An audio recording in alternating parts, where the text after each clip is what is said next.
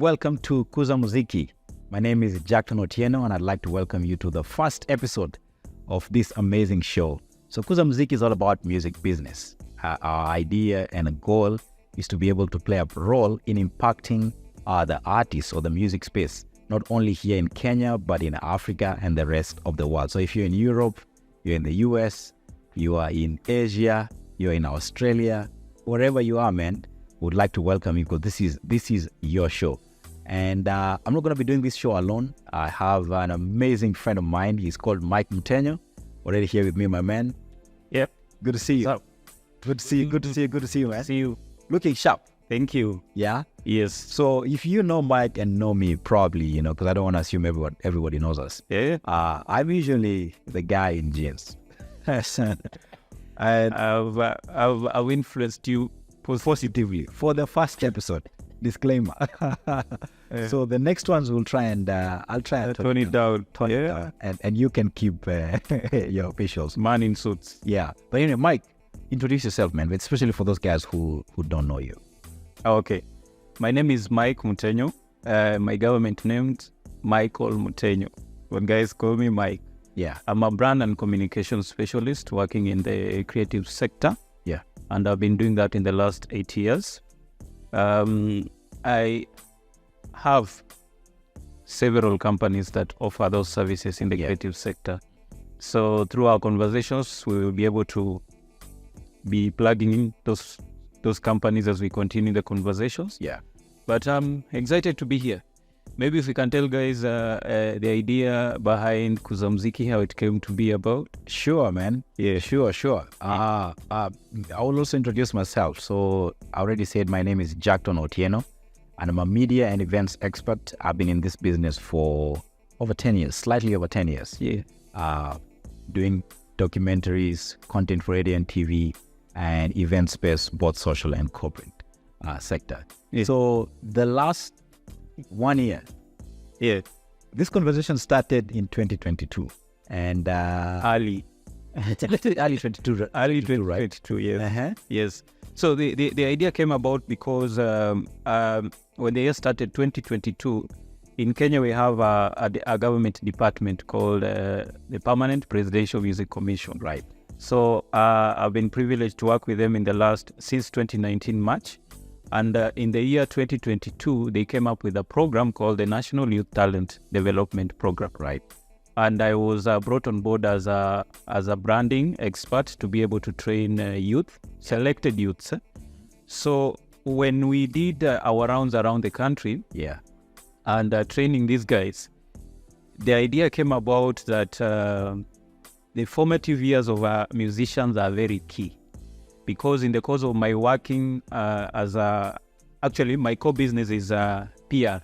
Yes. Public relations in entertainment. Mm-hmm. So since 2016, I've been able to work with a lot of artists who we've helped brand, release projects for them. Yeah. We've helped them media training for them to know how to articulate their issues, to sell themselves on TV and radio. Yeah. So through working with them, we realize even we have A-list artists who passed some key things that are very important in creating a wholesome brand as an artist. Right. So when we did that training with PPMC, that's when I just thought of, why not start something similar, but now all round. Yes. So you were in charge of the branding, and we've been privileged to work together for a while now. Yeah. Because we were doing the production and the live stream for this National Youth Talent Development program. In fact, shout out to Dr. Don Otoyo. Yeah. Yeah. And that is the director of PPMC. And team. Amazing guys, man. Yeah, they are. I love what they're doing. I know right now there's Talanta Hela in Kenya program to support creatives. So want to shout out to you guys for the excellent work that you're doing. But here we are, Mike, man. Here we are. So let's start this conversation. Yes. Branding for musicians. Because when someone hears a brand, all they think is probably large corporates. I'm sure people out there have heard of Safaricom, especially for those of you who are not in Kenya. Yeah. United Bank of Africa, Oglo in Nigeria. Coca-Cola. Coca-Cola. They're the kings of brand. Those are the kings of brand. Yeah. Yeah. Yes. And so what really is this branding for musicians? So, I can relate it from the corporate side because they're not that different. Because the main thing I usually tell musicians, if whether it's new or an existing artist, I usually tell them, view your career as a business, normal business. You see the way a normal business has an office, and guys report to an office, and they open a specific time and close a specific time. Yeah. So from the onset, that is the mindset that you need to have if you want to pursue music as a career. Yeah. So if you want to pursue it as a career and you want to run it as a business, you have to do things that businesses do, and branding is one of them. So branding for an artist creative, it is the process of being able to do a set of activities and processes that will make you stand out from the rest of the other people who are doing something similar to you. I've broken it down to just basics for it to be not to be too complicated. Yeah. So basically that's it. And under it, we have a wide variety of things that are supposed to be done. Yeah. I know a lot of guys connect branding with photo shoots and what else? Social media. Social media. Yeah. Yes, but we have a whole lot of things which we are going to discuss here. Yeah. That will be like a step-by-step process you can follow. If you're a new artist or you're an existing artist who wants to do a rebrand, because over time you'll need to do a rebrand for you to be able to connect with your audience better or in a newer way. Yeah. Yeah. So we're gonna take you step by step on the steps that you should follow for you to thrive and grow your career, especially in terms of branding. Yes. So step number 1, self-discovery. Yes. Let's talk about that. So self-discovery, it's the process of now. The inspiration for people to be artists is varied. Yeah. An example, I used to be an artist up to the year 2015. Yeah. It's not too far, right? It's almost 8 years now. 8 years. 8 years. Yes. So like me, I was not born in a family that has a background of music. No. Yeah. So I can't say that my mom used to sing in church. My dad used to play an instrument. No. Yeah. It was pure. Oh, you started singing when I was 6 years old. Yeah. Now for me, yes. You see, now it's varied. Like for me now, it was quite different. Okay. When I was around the 12 years. Yeah. At that time, Kenya was having a shift in terms of pop music was rising at that time, and mostly at that time the mode of us being able to listen to new songs was radio, not TV. Yeah. And the good thing is at that time artists were very few. Yeah. So we should name a few especially. Oh yeah, the artists at that time, both local and international. Yeah. It's in the around the year 90s, right? 99, 98, 97, the year 2000. Yeah. Around that time. Yeah. So in Kenya we had artists. We had someone called, even before Issa, we had Foxy Pressure. Foxy Pressure. Yes. Yeah. So yes, he used to sing in, I think it was in vernacular. Yep. Luo language, right? Luo. But he was rapping. Yep. So it was something very new, something just exciting. Yeah. So apart from him, we had Issa. He was a rapper. We had Red Sun. Red Sun. We had Nameless, who is still in the industry right now. Yeah. In the course of the episodes, we will discuss of why someone like Nameless has stayed consistent up to now. Yeah. Those are more than 20 years. Yeah. So at that time, internationally, we had Awilo Longomba. Lingala was very huge in Kenya at that time. Let me tell you. You just said, you said that, dude. Yeah, I'm still a big fan of Lingala. Lingala, a big fan of Seven. Yeah, I grew up in Kitale. Yeah, and we loved Lingala music. Lingala was the sound for Kenya at that time. In fact, going to high school, you just reminded me a story. In high school, during the evening preps, I would go in front of a class and sing Awilo Longomba songs, dance, and the GG's in there. He was a real star in Kenya.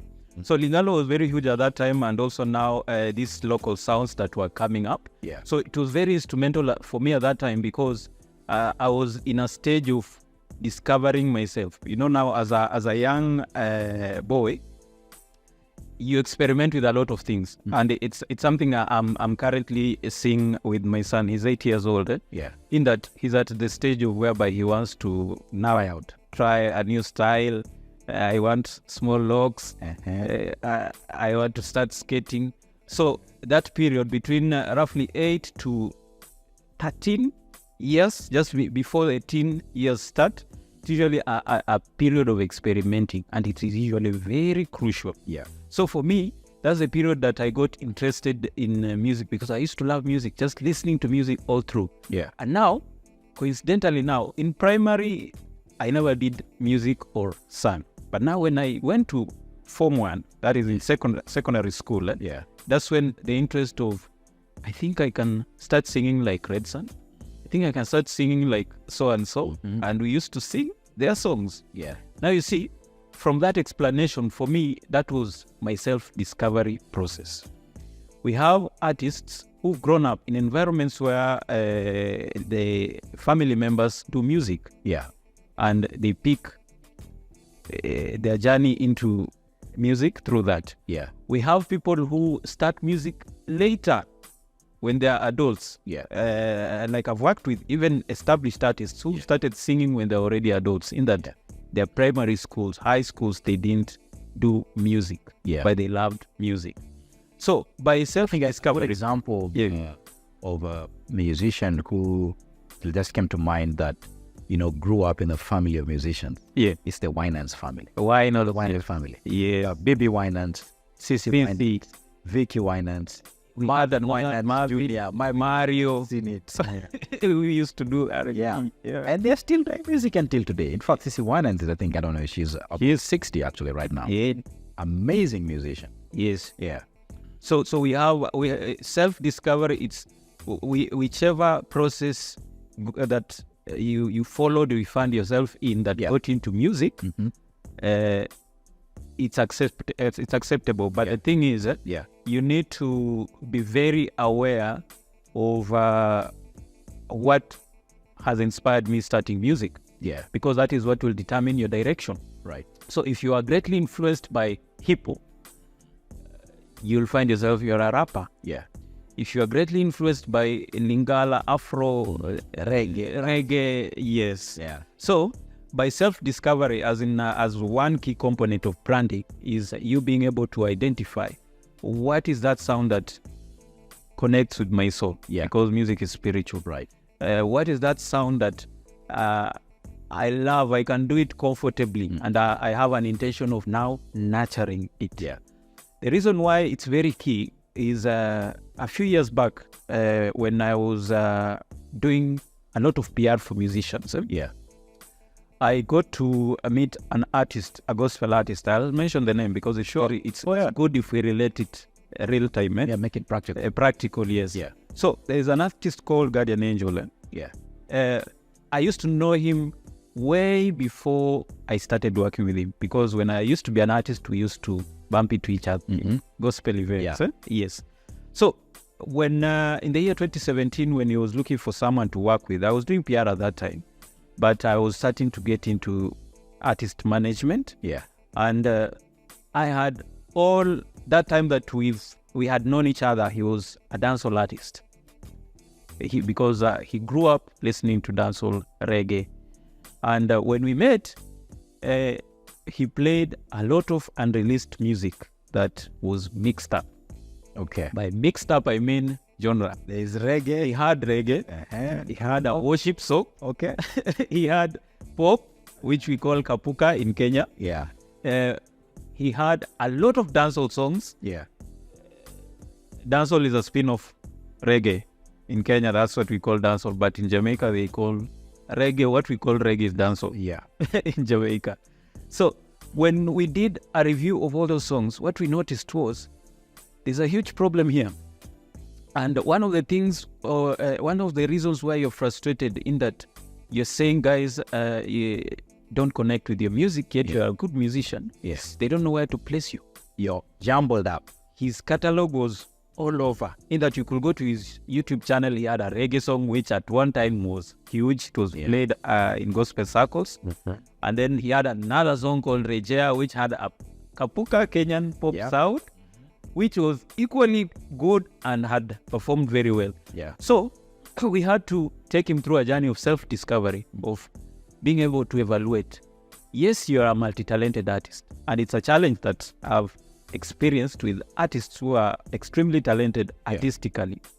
The challenge they usually have is they can do any sound.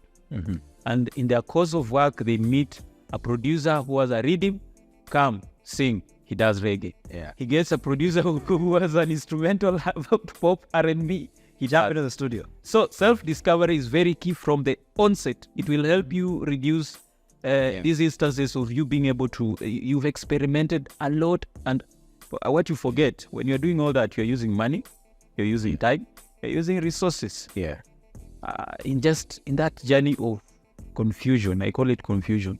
So self-discovery will help you know, what is this sound that I want to pursue and be known for from the onset. It will minimize wasting energy, resources, and time. Awesome. So self-discovery helps you to define your genre or your genre. Helps you to define your style, and helps you to define your message. Very important thing. And it helps you to connect with a specific target audience, because we have genres that have a huge demographic of a specific age bracket. For example, rap, it has a specific rumba. It has a specific audience that forms like the age bracket. Because at the end of the day, if you are doing music as a career, it's a business. And the business, you need to know your audience.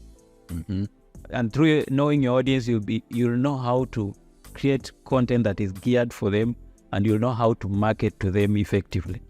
Because if you don't know your audience, you'll not know how to connect with them. Just briefly as we close on that, so that we go to the next step.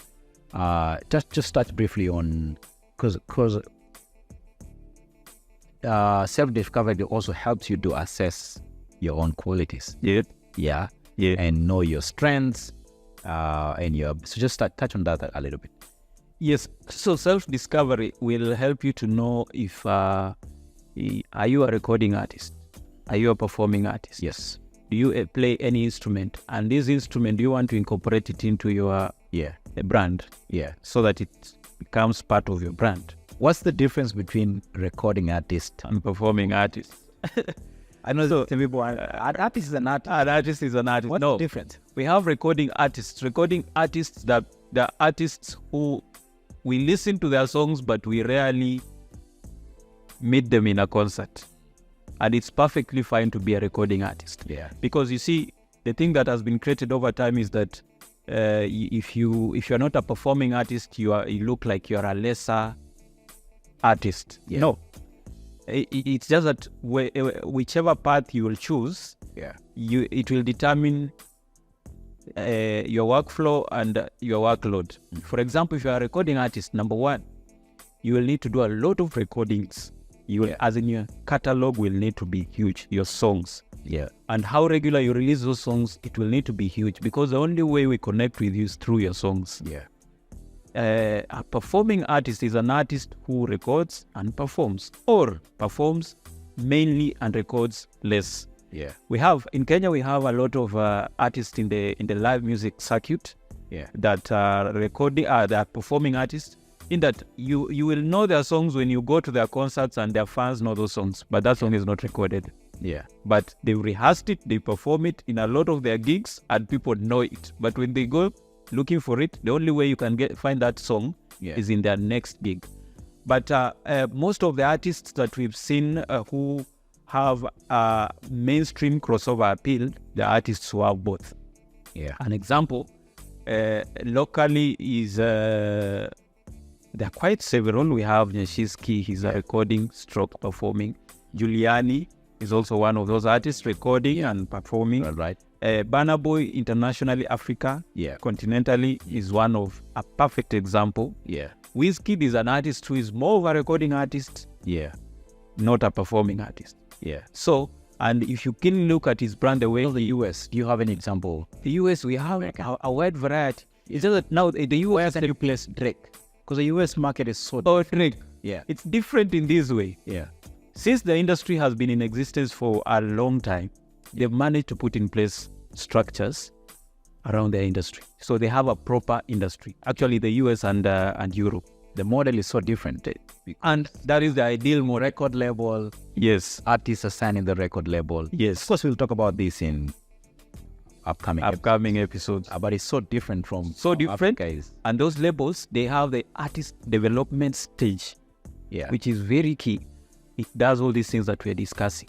Now, the reason why I've not spoken about that industry, because it's a model industry, because what we do even in Africa, we look at how those industries are modeled, Europe and the US. Yeah. The reason is when they are creating an artist, they usually know when to activate what. For example, Drake, there's a time that he was doing a lot of recordings and music was being pushed on in the media, airplay, promotions with huge budgets. Yeah. And then after a specific period, they do tours. So they've found a proper balance of which is a recording artist and a performing. I say that because this is exactly what Mr. Burna Boy is doing right now. Yes, because Yeah. he's broken into the international market. And the team that he has now is a team that has a proper view of how an artist is managed, promoted. Yeah. And they are pushing him now as a mainstream international artist. Yeah. That's why he's doing it the way Drake Yeah. usually do. Awesome. I think because we're going to talk about all this in upcoming episodes, let's move to step number 2. So step number 1, self, Discovery. and then step number 2, visual identity. Visual identity. Yeah. Yes. Now, How about that? we human beings are visual beings in that before you speak, before even I put respect on your name, Yeah. the respect will come with how do I perceive you? Yeah. Before I connect with you and knowing that this guy is of my level or of my vibe, Yeah. it will come through how I see you. Yeah. So Let's I think will be good even before we go in depth. I think use a corporate the corporate world good example. yes, You know, when you see Safaricom logo, when you see the Coca-Cola logo, green, or Airtel logo, you know, Red. when you see KCB, blue, Yeah. it's green also. yeah, or Absa Bank, you know, I've used local examples. Or maybe when let me say Bloomberg or Meta, Yeah. when you see that, that's an identity. Yes. Yeah. What comes to mind? Yeah. So I think that for me, that would be It can be related to when in terms of the music space. in the music space. Yeah. Yes, exactly. So it's visual identity. It's a huge component of branding. Actually, it's usually after you've defined what do you represent, all that is usually the next thing. That's why it has come as the second. Yeah. It's very key. For musicians, visual identity is thinking very critically of the style of music that I do. Yeah. What is the target audience? What is the age bracket of the people who listen to me? Yeah. And those people, what do they like? And the like is where are they in life, stage of life? Are they students? Are they in college? Are they in employment? They've started just working. Are they old people who are getting married or have families? Yeah. The reason for that is it will narrow down to how do they dress? How do they behave or talk? Where do they hang out? How do they pass time? What are the platforms they are on most of the time?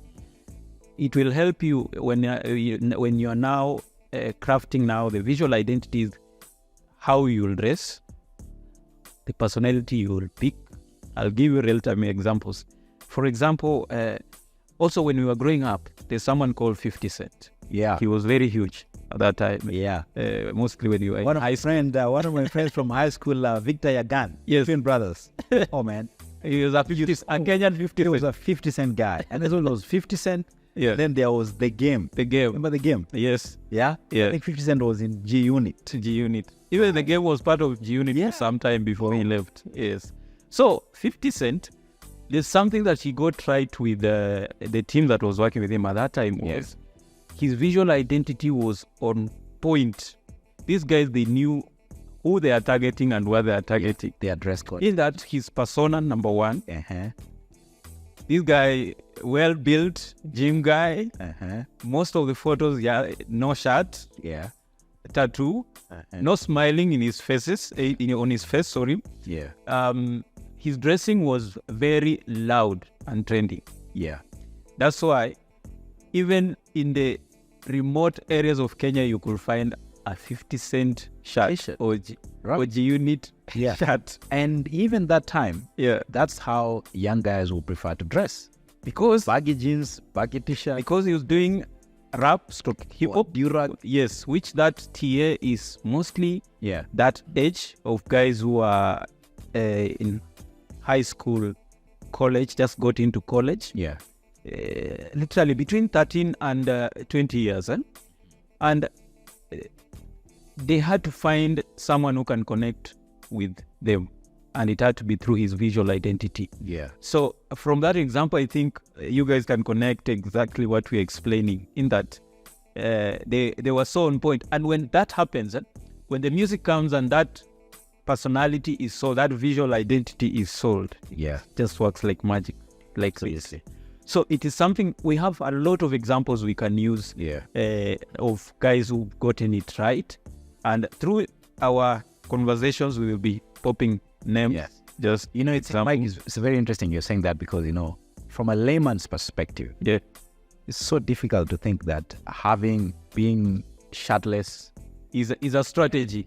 It's a plan or a tool. tattoos and the cape and the stone face, It's intentional. it's very intentional. Yes. But from a layman perspective, they don't know that is intentional. But from branding perspective, the artist and the record label and the team, they really know exactly what they are doing. What they're doing. Yeah. An example, even just related to that, we have labels that intentionally, let me not frame it intentionally, Yeah. they create a personality that is very wild, that you get cases in that you are incarcerated Yeah. for you to get a story from it. It appears like it's a mistake or guys are fighting you, some of those things, as in, because the thing with a music career is once a plan has been put in place and you need that breakthrough, the lens through which you will go to do things are usually varied according to people. Yeah. And the people behind them.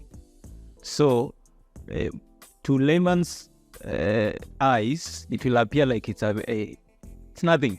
Yeah. Everything is intentional and it's relatable to even politics. For me, I usually relate the music industry with politics because both of them, they're similar because you're targeting an audience. You need to win over people to be able to be on your side emotionally. So you have to find ways of, how do I connect with this person at their level? So under now the visual identity, we usually have tools that are used to actualize that, which is something that we'll discuss in upcoming episodes because it's a topic on its own. Yeah. The visual identity tools. Awesome. Yeah. Awesome. Step number 3.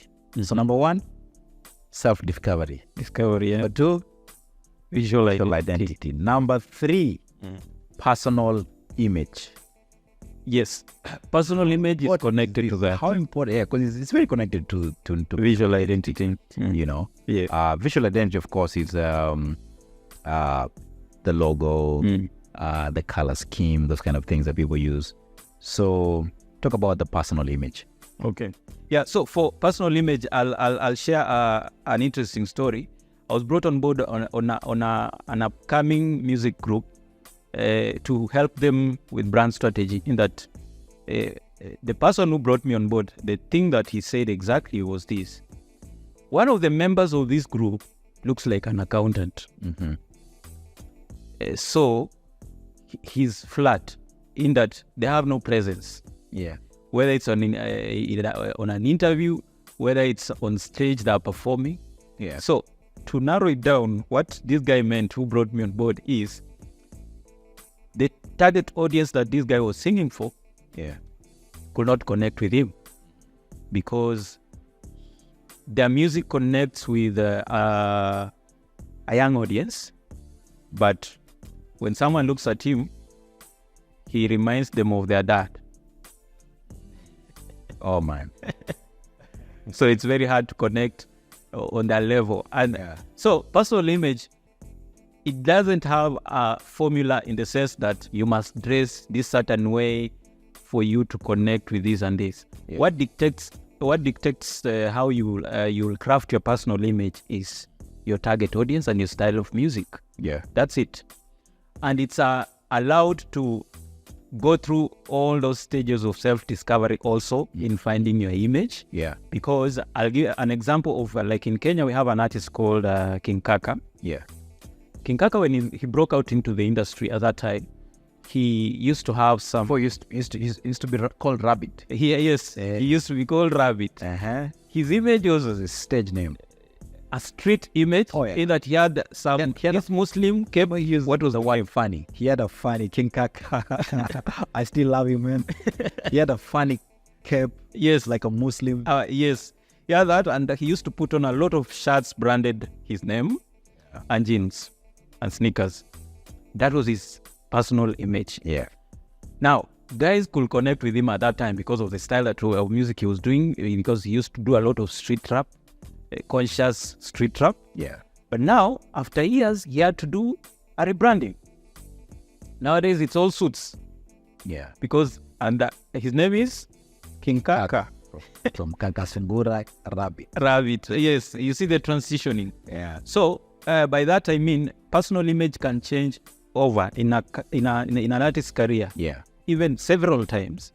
But there's usually a specific time you have to look a certain way for you to connect to a certain audience. Yes. So personal image, mostly it's dressing, your dress code, your hairstyle. Yeah.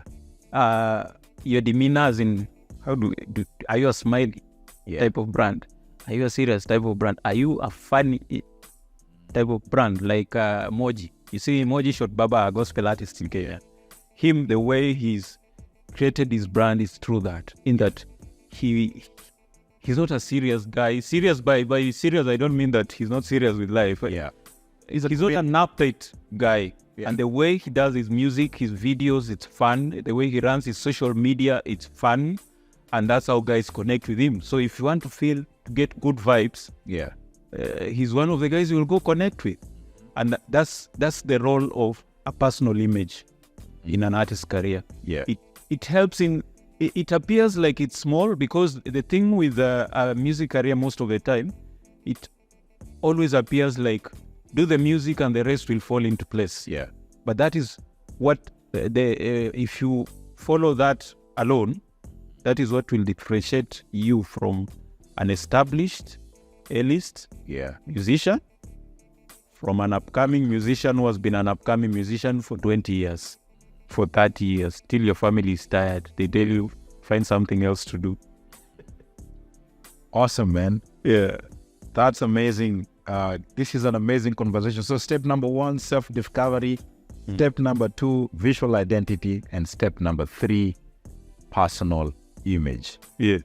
This is a good place for us to take a break and then continue this on part 2. Yeah, sure. Yeah. Sure. So stay tuned, man. This is KUZA MZIKI, all about music business, and we want to have an impact, Mike. Yeah. I'm looking at us having impact not here in Kenya, but the whole of Africa. Yeah. Yeah. Europe, Asia, because this is an amazing conversation that will definitely impact generations and generations of musicians. Stay tuned and see you on the next episode. Thanks for watching.